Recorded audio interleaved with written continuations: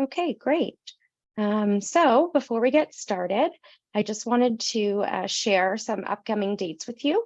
The next in their series, Graduate Education in a Global Context. So next Thursday, we have Dr. Kimberly Trong. She will be talking about centering justice and equity in supporting graduate students of color.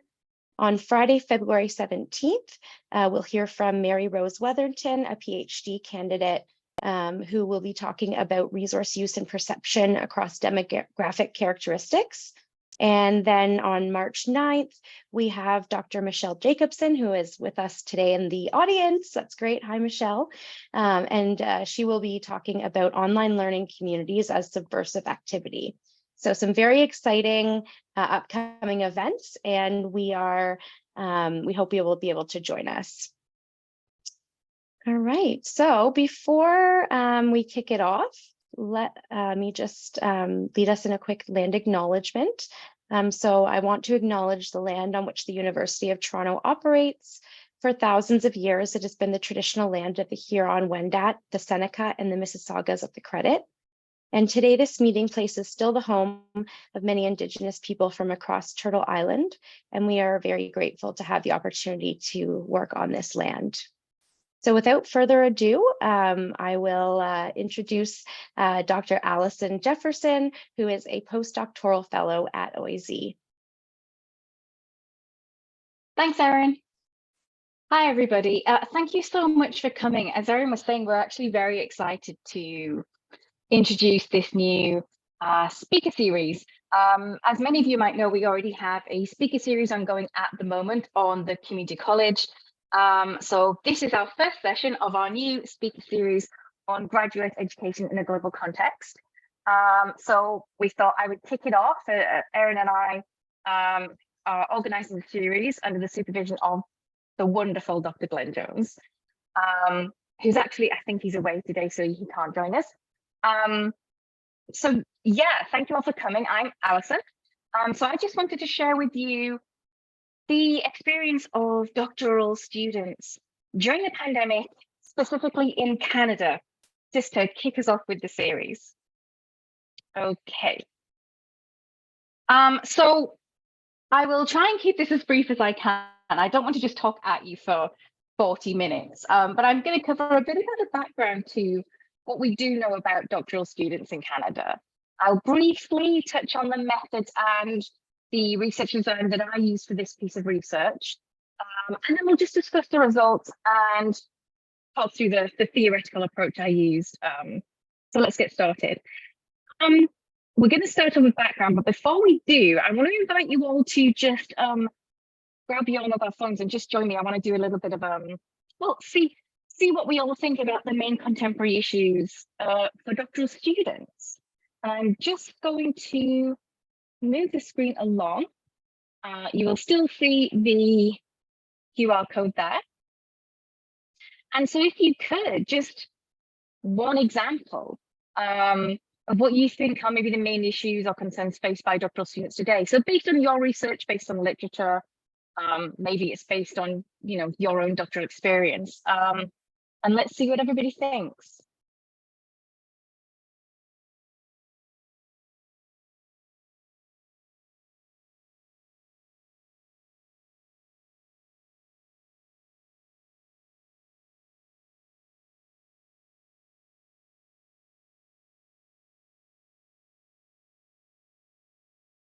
I'll just give everybody a minute or two. Oh, perfect. It's starting to come through now. Hopefully you can all see that on the screen. Interesting, interesting. Okay, I'm just going to move this so I can see what we think. Okay. So I know these are going to be a mixture of our research and personal experience as well. Interesting that we've got 83% of us feel that funding and financial concerns are important. Yeah, supervision for mental health and imposter syndrome. So all of these things here, I was actually going to do a word cloud. I forgot I changed it.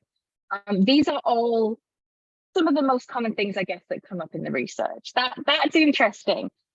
You'll see why that's interesting when I go onto the results of the Canadian student experience. Thank you for humoring me. Okay, So why is doctoral education important? That's obviously where we have to start from. So we know that academic institutions they're central to the development of a nation. They act as communication hubs for international research communities, training for high-level positions within the nation, vital for our societal needs. They promote cultural diversity through intellectual and geographic mobility. And on top of that, many jobs which might before have only needed lower levels of training, they now require more specific, complex post-secondary education, especially given the advances in science and technology in the past few decades. So, though I don't have recent figures on this slide right now, we do know that Canadian doctoral enrollment rates have increased. So in the period between 92 and 2012 it was, they increased by 130%. And it's highly unlikely that that's going to have stopped trending upwards in the intervening decade. So it makes it a really pressing issue studying doctoral education, and particularly because we don't know very much about Canadian doctoral experience. Much of the existing research is based on students from the US, and there's quite a lot of research now in the UK and a few other nations, but it still seems to be predominantly the US leading the research in this area. And across various geographical contexts, we know that at least 40% of students fail to complete their programs altogether. But it could be higher than this. So there's definitely something happening here that's worth further exploration. And we can point to some issues which we believe might be affecting this, such as issues that those from underrepresented populations experience. Excuse me, I am going to sneeze at some point, so I'm saying excuse me in advance. So we've got finances, supervision. These are really common things that we know already affect students. But with the global pandemic, that's changed how education is delivered. And so there's even more reason for us now to explore doctoral education, just to make sure that we're ready for the future of technology, the future of pandemics. Oh, sorry about that. And so the question is, what do we know about the Canadian doctoral population? We don't have very, very recent data, at least I didn't at the time I made this presentation. We know very little compared with places like the US and the UK. And this is potentially because Canada doesn't have a centralized education reporting system. So what do we know? Well, we know that the largest group of doctoral students falls between the ages of 25 and 29. And we know that there are more men than women on average studying for doctoral programs. And we know that it takes students in Canada around 4 years, 10 months to complete, and women do take slightly longer. But of course, this all varies massively by discipline. And so the contemporary doctoral student isn't the same as this traditional image that a lot of people have in their heads of, this young, affluent white male. Things have changed. We now have more women, more working professionals. Those from the previously underrepresented populations are now increasing. And interestingly, the literature on the increasingly diverse student population here, it has focused on individual subgroups. There's quite a lot of research on first-generation students, like myself. We account for about a third, I think, of the wider doctoral population. We don't have much Canadian data, but I think it's around 25% of first-generation students. And first-generation students are more likely to be over the age of 24 when they start post-secondary studies. I was myself. They're also frequently from lower-income backgrounds, people of color, people from ethnic minorities. They often have dependent children. And there is a reason I'm specifically mentioning this, and it's because there were some interesting findings from my research here that came out of the data analysis, which I will get into. So when we think of doctoral programs, we think of activities linked to research. That's what a doctorate is based on largely. EdD's slightly different, more practical, but they're all largely based on research. carrying out independent research. And in most cases, though not all, it is changing. It was traditionally a monograph that was completed, and that was the end goal.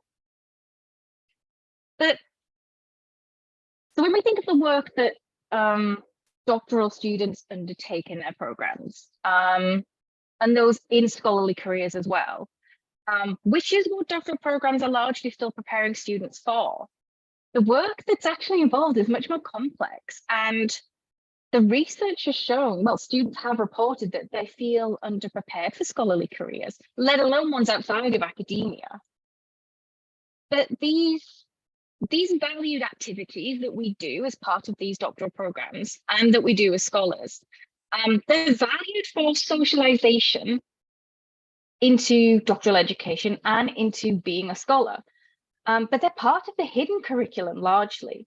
So they're expected, but they're not explicit. So we're already disadvantaging students who aren't from families with higher education experience. So what do we know? Well, we do know that factors, as I said, such as finances, faculty-student relationships,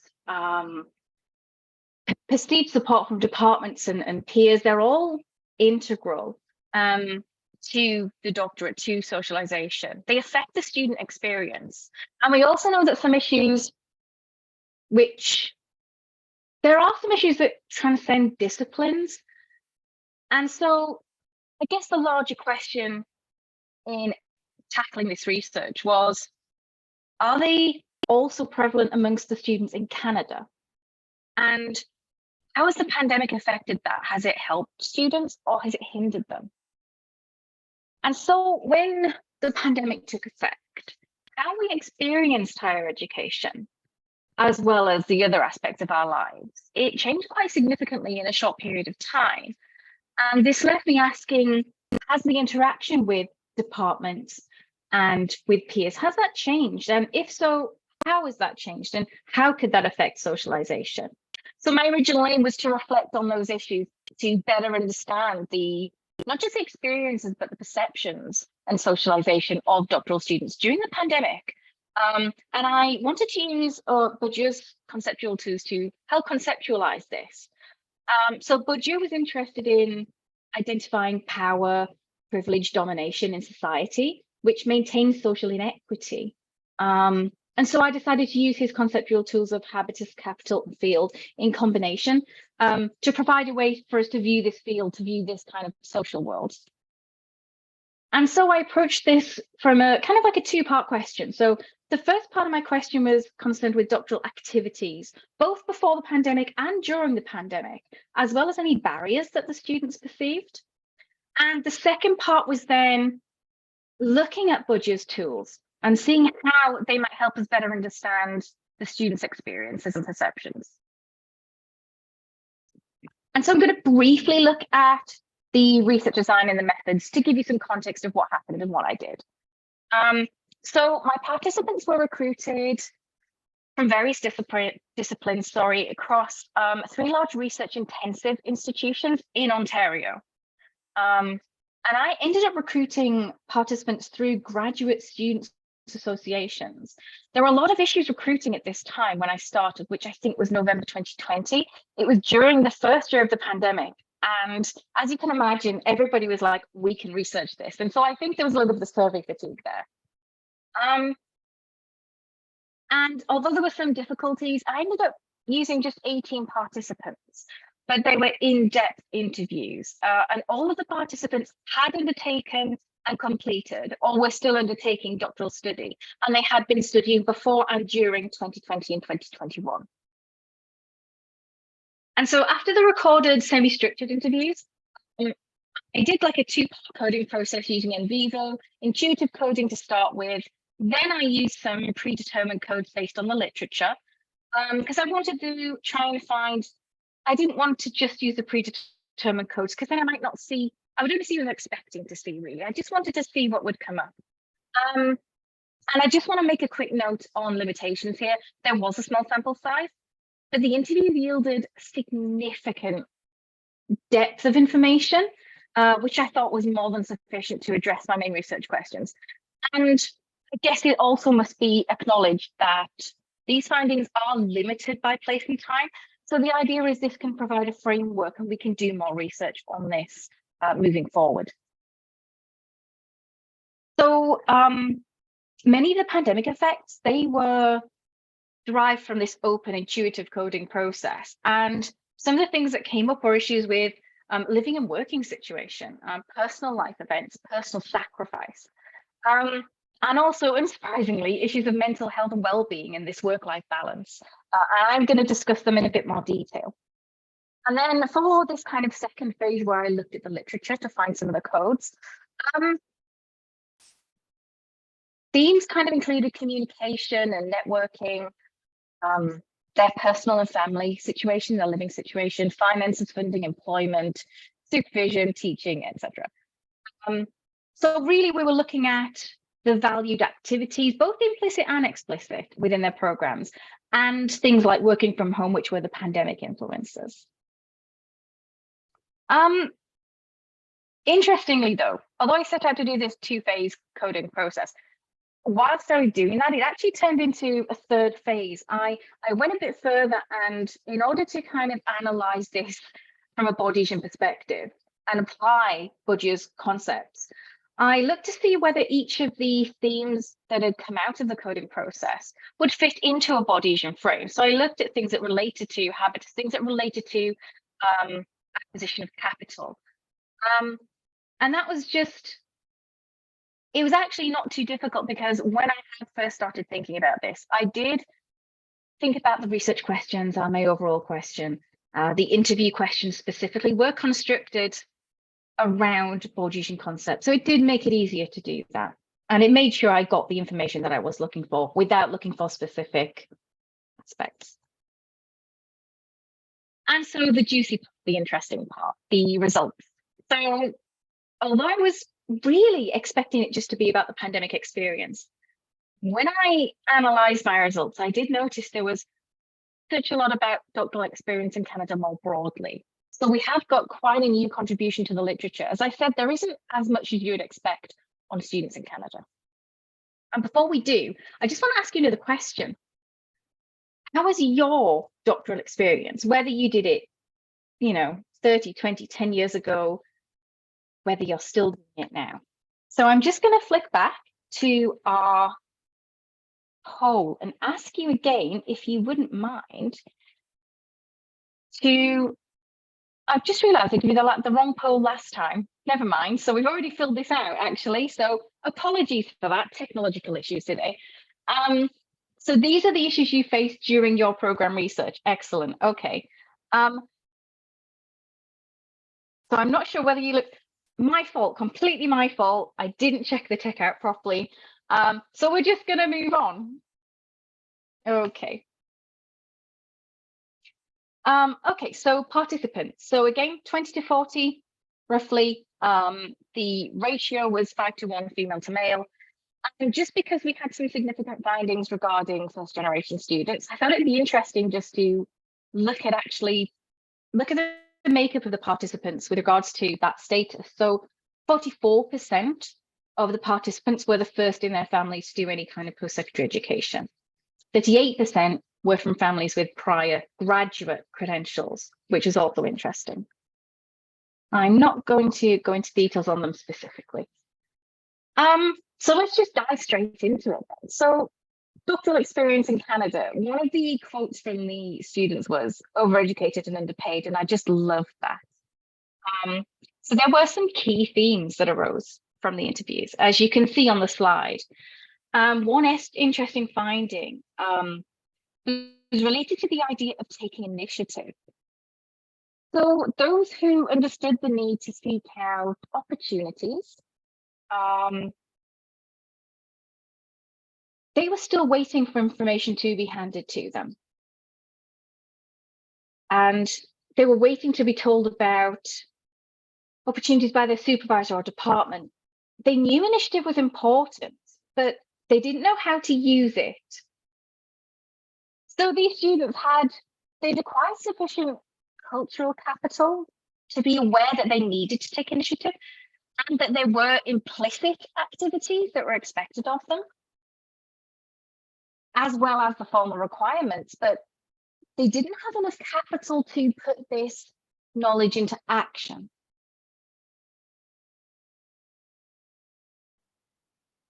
So there's this idea of doctoral studies as being monolithic. And so for prospective doctoral students and those new to doctoral study, hearing the idea that this resilience is necessary implies that there are going to be obstacles and difficulties throughout this path to completion of the doctorate. They're expected, these issues are expected. And there was certainly an undercurrent of this idea of needing resilience, of needing grit to see it through to completion. And the participants talked about the various activities they were doing, formal or otherwise, which demonstrated why they felt this way. Interestingly, there was a paper in 2020, it was McCrae and I think Joseph Richard, they were saying that resilience is insufficient on its own. And they were arguing that the main impacting factor was actually, and I do have a quote, and they put journeying with their families, colleagues, and friends. So my argument using this Bordian lens is that having such a community around you, whether it's peers or faculty, to act as a support network, it's not something that everybody has access to.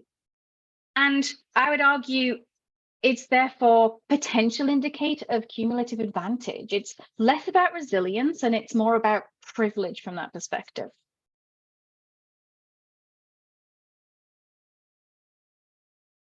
And there's just a few quotes there from the students that I find interesting. There's never time to take a break. You work 7 days a week. They have to persist. And so doctoral socialization means becoming invested and involved with scholarly activities, with department and discipline, to gain experience and confidence as well in the various aspects of academia, like research, collaboration, publication, and teaching. And a common theme in the literature is this difference between these expectations of doctoral programs and the reality of being a doctoral student. Several of the participants in this study said that it was actually the expectations placed on them that was the biggest difference from what they had expected. The things that weren't explicitly required as part of their program, but expected of them by their supervisors and other faculty, and especially for those who were aspiring to stay in academia. So this hidden curriculum is a big aspect these days of the doctoral program. And supervision, we know from the literature, doctoral supervision experience is critical, it's central to success. It's central to socialization for doctoral programs. Now, there's a lot more research coming out on this at the moment, especially from the UK. This is a big topic right now. And a common refrain from the participants was of feeling being abandoned, left to figure things out, which was something they said, figure it out for themselves. And especially when their supervisors had this more hands-off approach. And so, unfortunately, the experiences of these students studying in Canada, it does support the broader literature, which says exactly the same thing. And unfortunately, not all supervisors are made equal. I had Dr. Glenn Jones, and he is amazing. But I know that not everybody is like that. Not everybody is suited to certain types of students. And with little to no training broadly in how to supervise, this is unlikely to change anytime soon. And this is something we are going to touch on in future speaker series, seminars. So stay tuned and come back, because we are going to keep coming back to this issue. Finances and funding, which is one I think that everybody's experienced, everybody thinks is an issue, and it is an issue. And it seemed to be the expectation with these participants that finances would be tough as a doctoral student. And we can't know just how many talented students we're losing because of this perception. And I guess what makes it worse is this isn't just a perception. So these students actually reported significant financial issues, financial barriers during their studies. And despite most of them, in fact, I think all of them had some form of funding generally, whether that was a full grant, a travel grant, etc. The majority held external jobs, or they took on multiple teaching assistantships, research assistantships, just to be able to survive financially. And many of them reported being, in their words, on the poverty line.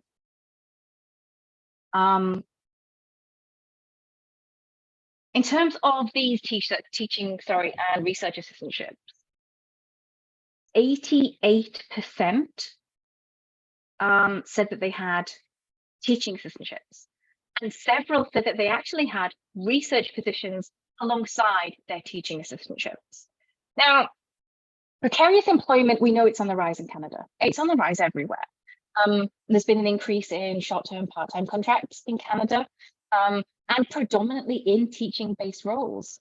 And with it, this decrease in tenure-track appointments, these traditional academic positions. And so this PA experience actually might become much more valuable moving into the future, given the kinds of jobs that are available for those who are wanting to stay in academic careers. So how was your pandemic experience? Let me just double check this is working. So I would like it if you could answer that question for me. How was your pandemic experience? Just select any or all that apply to you. Whether you were in a doctoral program, whether you were teaching, whether you were doing your research, whether you were on leave. It'd be interesting to see what you all thought and what you all experienced. So if you can join, if you haven't, or join back up again and answer that question, that would be amazing. I'll give you all a few seconds.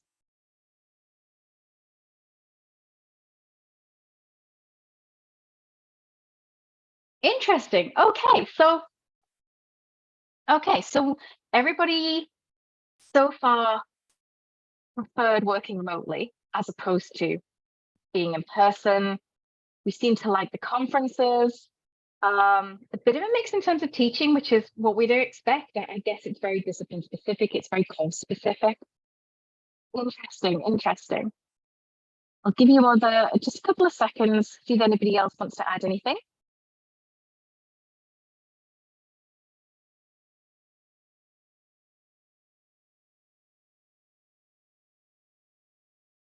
And it'll be interesting to see if what you guys experienced actually matches what the participants in this study experienced during the pandemic.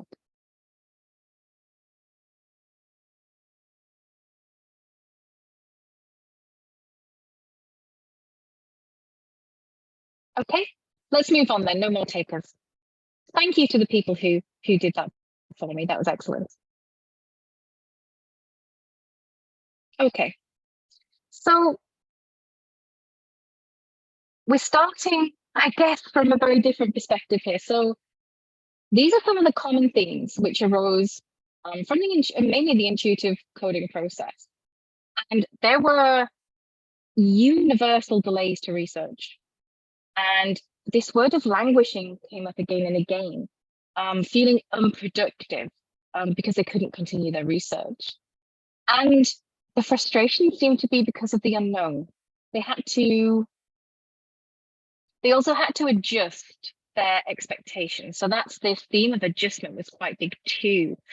Not just adjusting to daily activities for work, but you know, where they worked, how they work, their personal lives, finding ways to stay fit and healthy and active. And that's both mentally and physically. And on top of that, a big one was staying in contact with academic and personal communities as well, and support groups. Many of the students were in a situation where they were under a specific time frame, predominantly due to funding arrangements. They had a set date in mind where their funding was going to end or run out, and they needed to finish their work. And so those who had to physically be in the lab, for example, or had to be in contact with others, they couldn't do anything. They were stuck. They could not move forward because of the social distancing restrictions. So the clock was still ticking for them in terms of their progress in their doctorate, but they couldn't do anything. Their funding was in question. And some wondered whether they were even going to be able to complete it all. And that was when I spoke to them, even the ones towards mid-2021. And so when we're looking at it then specifically to do with the pandemic, supervision still comes up, but this time even more so. It was one of the most significant themes arising from all of the interviews. Several students said that they were told to wait it out or wait and see, and then left this worry and languishing in the unknown. So they felt abandoned, left to figure things out. But if we look at it from the other perspective, and we know that students see their supervisors as gods almost. They're the mentors, they're supposed to know everything, and they're supposed to tell them what to do. And I guess this probably led to the frustration that many of them felt when their supervisors they didn't have any answers for them. They had no more of an idea what was going on than the students did, more than anybody else did. So in hindsight, saying wait it out, it does sound like terrible advice when we think back to what it was like in those first few months, the first 6 months. And we had no idea it was going to be at least 2 years plus before we started to see any kind of in-person contact and get back to, well, I guess what we call normal as it was before. So in terms of changes to communication, students said they felt disconnected. They felt it was hard to judge whether they were working too hard or not hard enough. And they didn't know if they were the only ones feeling this way and experiencing the issues. So some of them did mention that colleagues and friends and people in the department, everyone was making an effort to check in, but the quality of that connection was much less meaningful. It wasn't the same. And this led to imposter syndrome for a lot of them. Now we know that, interestingly, comparing yourself to others is usually, it's one of the main phenomena that leads to imposter syndrome. But in our case, even when they couldn't compare themselves to one another and progress with their peers, it didn't lessen that anxiety, which was very interesting. We know that the pandemic has exacerbated mental health issues. And I think a large component is that, especially for doctoral students, was this difficulty forming meaningful relationships through the virtual contact. There were almost 50 separate comments about home and work, as we would expect. I just picked out 2 specifically. So these 2 participants, they are pseudonyms. They didn't just have issues with working from home generally, it was finding office space, the equipment, having children at home, and just the ability to do work. They couldn't take care of their children, make sure they were online learning and doing their own work. So their time constraints were actually worse, if anything, and more restrictive than they were before the pandemic. And so moving on to careers, I'm just trying to get through this quickly for you. So in Ontario, between 2005 and 2015, we know that there was like, I think 80%, a rise of about 80% in hiring of this contract faculty, which is these precarious positions. And there was a 10% decline in hiring of tenure stream positions, as we were talking about before. And this does make sense when we consider that the government funding for post-secondary education has declined. Back in the 80s, it was, 80, 90% of overall funds, and now it's like half, it's about 50. So universities are being forced to hire cheaper workers, flexible workers, contract positions. It's cheaper for them and increase the amount of students they get in. Just it makes financial sense. So given that this is the case, if we also consider the number of doctoral graduates that we're forcing into non-academic careers, whether that was their original intention or not, we need to consider what doctoral programs are actually trying to do. And, they've long been about preparing future faculty, but perhaps we might need to rethink that strategy and the value that we are placing on certain activities. And so just as kind of a roundup, I do want to just spend a few minutes talking to you about budget and this field and what I found from this research. And so applying the Bodian frame, we can see that since the pandemic, how we interact and integrate with our disciplines, it's different, you know, and how does that affect socialization? So I wanted to investigate the field of doctoral study itself, into which that person is socializing. And Bourdieu helped us to, well, it helped me to understand this metaphorical field, given the changes that we've experienced. And so I want to use this analogy of the game to specifically use these two sports, rugby and American football, just to show you how it works in relation to my specific findings. So bear with me. This is the first time I've tested this out, so we'll see how this goes. And so for those of you that don't know much about these, they're both played on basically the same field. It's a similar arena, it's a similar field. This is a physical field. They're both divided into halves. You can see they both have end zones. And in both cases, you win the game by scoring points. You get the ball into that end zone. And you can do it by almost the same activities, almost. So it's basically kicking and throwing this oval-shaped ball. But in each case, how you experience those activities, how you play that game, it's subtly different. So in rugby, as an example, you can't throw the ball forward, you can only throw it backwards. But in American football, you can do both. So regardless of how you do that activity, though, you're still going to get points if you can get that oval-shaped ball into the end zone. And so applying that to the work we've got here, the field, the metaphorical field this time of doctoral education, it was subtly different pre and mid-pandemic.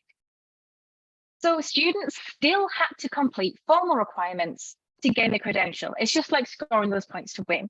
Mid-pandemic, the value of this hidden curriculum for socialization, the networking, the conference attendance, the publications and publishing research, that was still the same, that was still necessary. But how we went about doing those things, that was what changed. It's very easy to take one individual example and assume that the playing field has been leveled. For example, you know, if we just think, oh, everything's online, we've took away that barrier to access and integration. That's not the case. If we assume the equivalent to being in campus on person is now just having access to the internet for you know, online courses, conferences, meetings, we still need to remember that you still have to have the time and the equipment to access that being online, just like you have to go physically to campus. So those who are away from campus before, such as those who had external jobs and those who had family commitments, things haven't changed for them. So they still can't do the activities they need to do, regardless of where this campus is located, because those things that they were doing are exactly the same. They may just be in a different location. So students with lower holdings of the social cultural capital, are they going to find it even harder now? Because we need social networks to provide opportunity for collaboration and publication, you know, getting together with peers, with people in the field. And we know that it's harder now to form those meaningful connections through online means. And so just because a conference is available, one, they're still not free a lot of the time. And two, if you couldn't go to a physical conference because you had employment and family responsibility, you're still not going to be able to do it now. These people had less economic capital, you know, that's still going to be the same.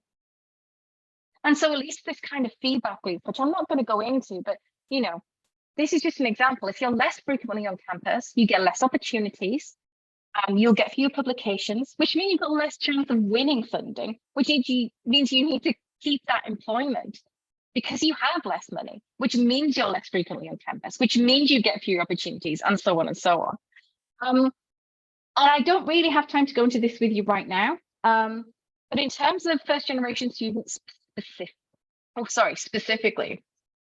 It was interesting to see that their status as first-generation students, it seemed to hinder them even further during the pandemic. They were more susceptible to imposter syndrome, which was a big one. And because they didn't seem to take as much initiative, they struggled with work-life balance and stress. And they, interestingly, were the ones who were the least firm in their career decision. And so I guess what I'm trying to say is overall, there really wasn't any leveling of this playing field. We're not in the same boat, and even more so with the pandemic effects. And so the key themes were the same as they are in the literature: teaching and research activities, supervision, financial issues. These still are key themes for these Canadian, doctoral students studying in Canada. But on top of that, the pandemic has shown us the importance of considering students' mental health and their work-life balance as well. And the fact that these students have been delayed by 6 months, it affects their completion. Is this something we need to think about? Is funding something we need to think about? Because it's actually impacting a lot of these different aspects of their experience. And especially given the idea of doctoral socialization more broadly, does that still apply? Does the socialization framework still apply? And so, this is all new to the literature. We didn't know much about Canadian students. And the pandemic, times of crisis, these don't happen as globally as this one did. And so this can give us a point to now explore as we move into a world of very much hybrid learning, and make sure that we can still provide services for students without furthering inequity. So I'm going to stop there. Thank you so much for listening to me. I do apologize for the technical issues, but they tend to happen every time. You just got to go with it now. So I'm going to hand back over to Erin, and I'll leave my microphone on if anybody has any questions.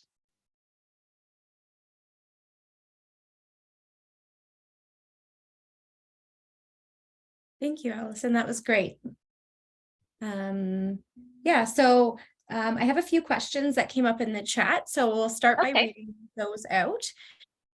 Then if other folks have questions, they can unmute and chat with you more. So Lydia was wondering about the sources for the statistics that you cited at the very beginning of the presentation. I do have them. And some of them are on the reference page. So there was a lot from Statistics Canada. But if anybody's interested, I can send them along. Wonderful. Thank you. And then Sandra was kind enough to, she posted a couple links in the chat for us to papers that she wrote. Sandra, would you like to? Yeah, I could make a couple of comments. Thanks for the talk. There are a lot of interesting points. What I put in the chat was that Eve Hack and myself did a study of graduate students in a social science department in 2002. And then we also did a follow-up about 12 years later, 10 years later, can't remember right now. But a lot of the findings were somewhat similar to what you're reporting. I don't think there was that much concentration on supervision, but certainly there was a lot of issues around financing. And at the time, it was before the university had a guaranteed support program. So people were working like 3 jobs sometimes. And there were a lot of things you might not have immediately thought of, like the amount of time it took to commute into the university from the job, and finding the supervisor before they left, or if they weren't, they were only in 1 day a week, and lots of detail. A lot of things that would have fit your hidden curriculum point. I remember one person who had spent a year writing a comprehensive exam, which was a take-home version, and was afraid to ask, thought she wouldn't be allowed to ask how much time she had. And it was supposed to have been done in weeks, not in a year. But Right. nobody noticed either because of the general kind of laissez-faire way in which that department was being run, which suited many people, but not everybody. A lot of people wanted more structure, and they would say, I'm not sure which classes to take. You know, it says this, but I don't really believe it. And maybe there's something that we should know that we're not being told, and, you know, et cetera, along those lines. One of the things we were critical of was the idea of socialization, which was a framework very US centered and very appropriate for the old days when you were going directly into an academic job in after your doctorate. And there are a lot of things that I think could be criticized about the socialization framework. It tends to have a one-sided, you know, view of information being poured into people's heads and so forth, and doesn't give enough credence to, you know, the agency of both sides. So there's a lot that can be said. I just will only make one more point about Canadian literature. It's actually often hard to find. There is more than is apparent because a lot of it is not actually in kind of easily published, findable form. It's done by individual universities, by groups like HECO, and then it doesn't get known internationally, and then it doesn't get quoted internationally. So it's often very frustrating. Yeah, everything you've said, I completely agree. I actually used your work, and we did.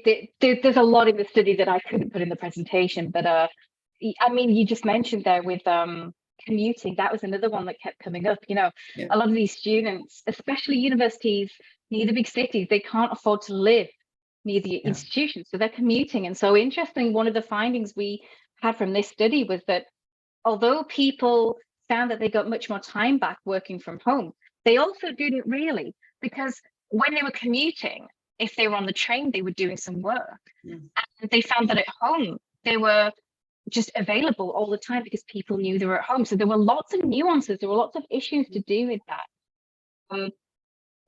So and thank you for your work, because it was invaluable in approaching this study. It really made a difference to how I approached it, what we're going to ask. And it's interesting how a lot of these issues, as you say, they're still, I mean, they were still, they were relevant back in, you know, the early 2000s, and over 20 years later, and they're still coming up again and again, which just shows there's still a lot of work to do. We're still not addressing some of the things that were being experienced, or, you know, back then. So I do find that quite interesting. Thank you so much, Sandra. No problem. All right. And then Dawn also asked about the discipline that your participants were in, or what disciplines they were in, just and wondering if there was any sort of differences within like lab culture, things like that, depending on their discipline. Yeah, there were some different disciplines. Just broadly, there was from health sciences and psychology to education. What else did we have? There were a few, it did run the gamut of disciplines quite broadly. So we did have participants from the hard sciences. We did have participants from more things like education, your more practical work. And interestingly enough, there weren't, possibly because of the small sample size, but the differences weren't significant if you consider the fact that they are doing different things. So if you're in the lab and social distancing means you can't get there, of course you're going to be stuck with your research. But it wasn't just those lab students that felt that. It was actually everybody across the board. They were all delayed. Even the ones who were doing more theoretical research from home, everybody seemed to have been stopped. And a lot of that was this, well, let's hold off. Let's wait and see what happens. Because that transcended the discipline. It wasn't in disciplines you would expect it to be. It was across the board. I found that very interesting.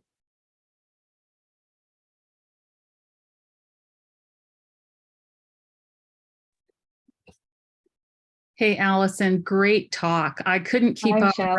writing notes as you were talking, and I'm looking forward to reading your dissertation, actually. Thank you. My question is, what kinds of practices need to change in supervision to better support doctoral students, whether it's online or on campus? What are some of your ideas there? Oh, I mean, that's the question, isn't it? That's the question that we're all trying to answer at the moment.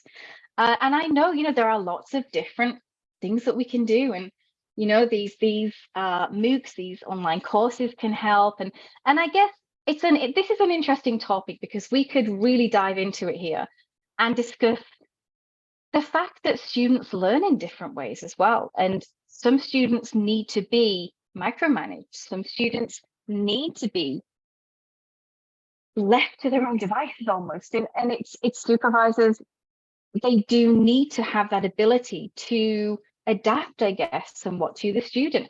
I don't know what the answer is to this. I mean, this is something that, as you'll know, it's big in the literature, and we're going to hear from you about this subject as well. And yeah, this is one that I don't want to offer any suggestions because they're not based on research. I don't know what the answer is to. I think just mandating training, it has to be done very carefully because, as we say, we can't put the onus on the supervisor. It has to be the student as well. And I think a lot of it comes down to perceptions. Again, it's perceptions of the students of what a supervisor should do, what a mentor should do.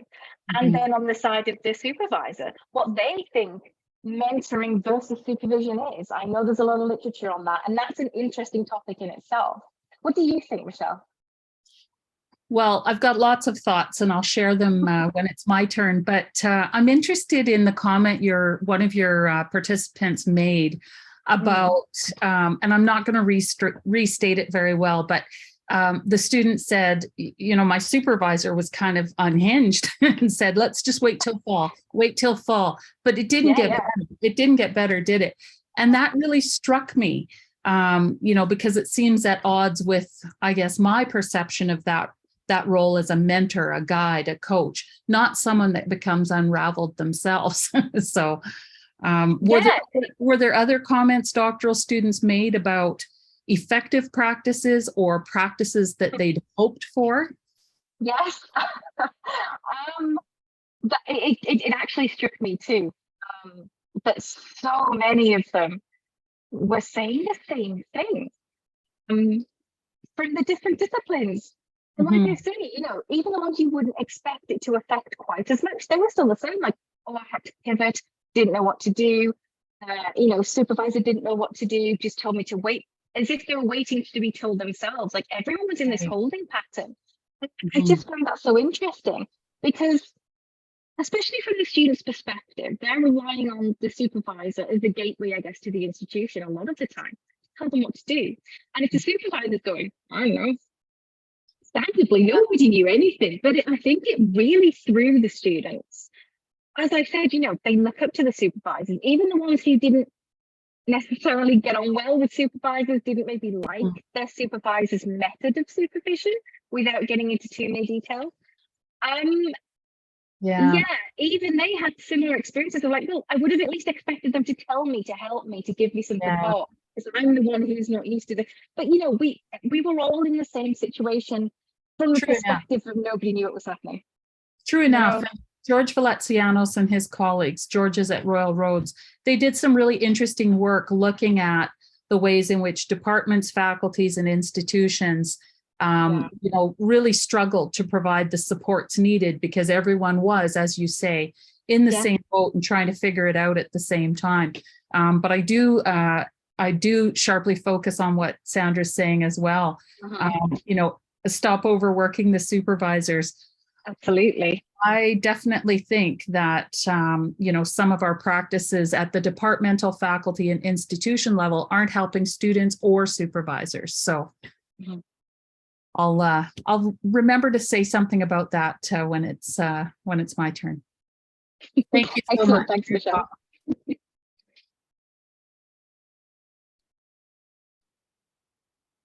Anybody else have a question?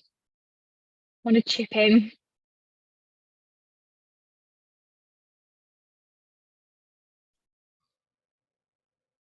So it looks like we have interesting point there. Yeah. I did have a quick question about like what aspects of the hidden curriculum you think may be most important to start incorporating into things like formal coursework to help reduce some of the disparities that people may face based on what you heard in your interviews.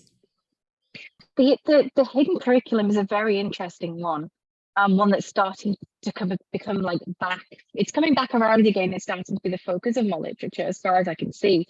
And I guess it comes down to the issue of what are doctoral programs for, and what are we training the students for? So from the perspective of, if they're still going to be training for academic careers, then the valued activities that are explicit, they're implicit in that they're known to everybody, but they're not formally part of program requirements. They're still going to be really important. But if you're looking to leave academia and you're doing the doctorate, whether it's an MD, a PhD, or whatever else, to get, say, research experience, your aim is different, and therefore the activities that formal and informal are going to be different. But largely, after speaking to these participants, it still seems to be the same kind of activities, this conference attendance, the drive for publications, you know, the networking. These are all the things that we associate with scholarly careers. And as I said, you know, a lot of them weren't doing scholarly careers. So I think it's difficult to say what can we do, because these are more, the hidden curriculum often is to do with perception. It's a bigger topic, but just this part of the topic of hidden curriculum, thinking about these practical aspects of the work we do as scholars. It's the work we do as scholars, and this is it. It's not going to hinder you in a non-academic career, but depending on what non-academic career, what sector you want to go into, it's arguable whether some of these are going to necessarily be relevant. And so, yeah, I think the bigger question is, we need to first think about what we want to get out of these programs. What are we doing them for? How are we planning them before we can start thinking about what we need to include and what we should include? I'm not sure if that answers your speaks to your point at all, but that's just my feeling. No, I think it's helpful, and I think it sounds like first we need to understand the goals, and then we can decide what I think so, and how we customize it for people with different objectives.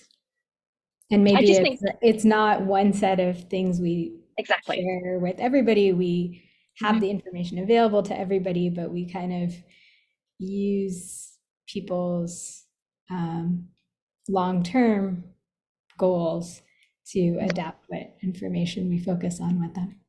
Yeah, I mean, given that, you know, there's so many doctoral students now, but there's very few academic jobs anyway, and a lot of people don't want to be in academia. So given those aspects, yeah, maybe it's time to rethink what the doctorate is for, and therefore what's involved in it. I know we've been saying this for a long time, but given the pandemic and given the increase in diversity now in higher education, we're getting there, it's changing. And so maybe we need to look at the programs as well. Thank you so much. Thank you. Thank you, Alison. This was so great. Definitely very informative, and we've had a few comments in the chat, you know, lots to think about. A wonderful presentation and discussion. So thank you so much. Before I stop sharing, I thought maybe I should just go back and quickly, for some reason, I can't move forward. There we go. Hang on. And then just to reiterate, if you want to just have a look at that. So we've got, these are our upcoming, our imminent speaker series speakers, with Dr. Trong on the 26th. We've got Mary Rose on the 17th, and we've got Michelle on the 9th of March. So you just need to visit the CIHE website. And I know everyone's been trying to promote these and post them everywhere so we can see them. And I just want to also make another note here. We do still have I can just change the slide for you. The social role of colleges that Lisa Wheelahan is running. It's been ongoing for a while and it's still going. I know Erin's had a lot of work on this too. And Erin, just tell me if I'm right, these are the next two that are happening?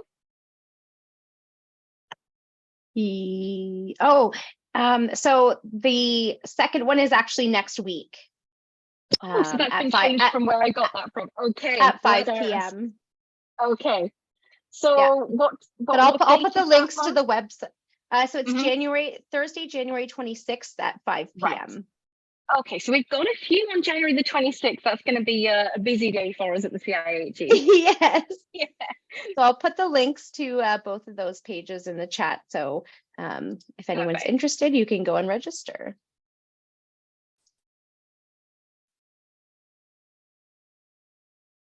Okay, so while Erin does that, I guess I just want to say thank you again to everyone for coming to our first presentation of this brand new speaker series. We're really excited to get going with this, and we hope that we're going to start having more people come to these as we can get the word out. This has all been very last minute so far, hasn't it, Erin?